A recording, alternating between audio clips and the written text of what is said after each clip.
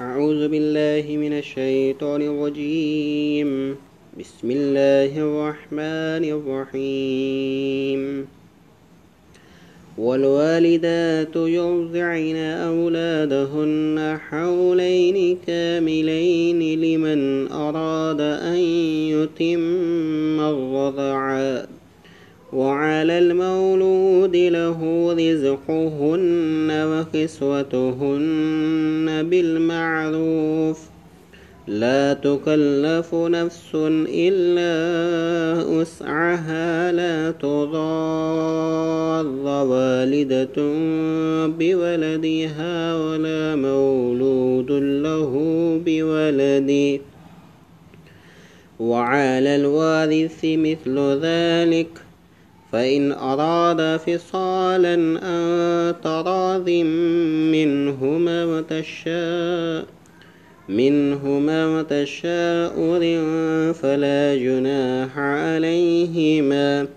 وإن أردتم أن تسترضعوا أولادكم فلا جناح عليكم إذا سلمتم ما آتيتم بالمعروف، واتقوا الله واعلموا أن الله بما تعملون بصير. والذين يتوفون منكم ويذرون أزواجا يتربصن بأنفسهن 4 أشهر و10، فإذا بلغن أجلهن فلا جناح عليكم فيما فعلن في أنفسهن بالمعروف، والله بما تعملون خبير.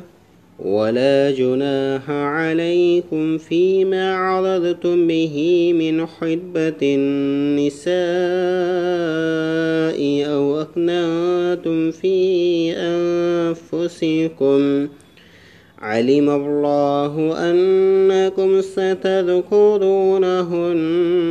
ولكن لا تواعدوهن سرا إلا أن تقولوا قولا معروفا، ولا تعزموا عقدة النكاح حتى يبلغ الكتاب أجله، واعلموا أن الله يعلم ما في أنفسكم فاحذروا، واعلموا أن الله غفور حليم. صدق الله العظيم.